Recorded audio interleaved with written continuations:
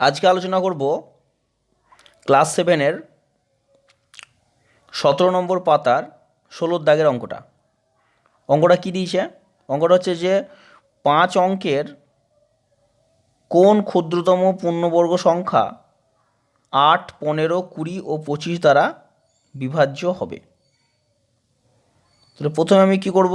প্রথমে আমি 8, 15, 20 এবং 25-এর লসাগু বের করব। লসাগু বের করলাম। নির্ণয় লসাগু কী বেরালো?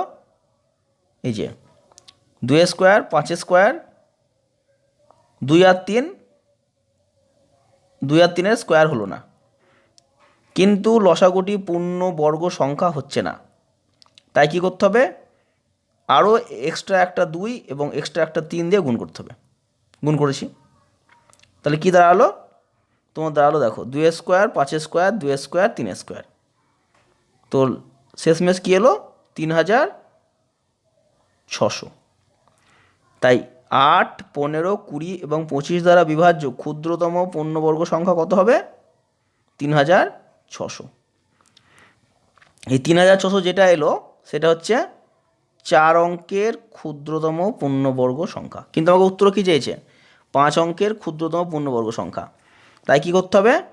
তাই আমাকে যেসব সংখ্যাগুলির বর্গমূল করা যায় সেসব সংখ্যাগুলিকে দিয়ে আমাকে গুণ করতে করতে যেতে হবে।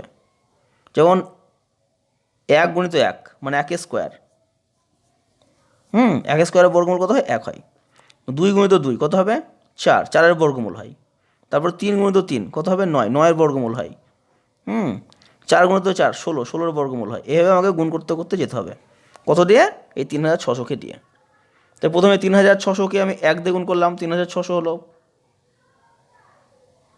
তারপরে আমি 4 দিয়ে গুণ করলাম, কত এলো? 14400। তারপরে 9 দিয়ে গুণ করলাম, এই যে 9, 9 যেহেতু বর্গমূল হয় এবং পূর্ণবর্গ সংখ্যা, 9 যেহেতু পূর্ণবর্গ সংখ্যা, তাহলে কী হবে? 9 দিয়ে গুণ করলাম, আমার দেখাচ্ছে কত? 32400। ঠিক আছে, কিন্তু আমার উত্তর কী চেয়েছে? যে 5 অঙ্কের ক্ষুদ্রতম পূর্ণবর্গ সংখ্যা। তার জন্য আমার উত্তরটা কী দাঁড়াবে? 4 দিয়ে গুণ করে যেটা আসবে সেটাই উত্তর, 14400। 14400, ঠিক আছে। 5 অঙ্কের ক্ষুদ্রতম পূর্ণবর্গ সংখ্যা হলো 14400, এটাই উত্তর।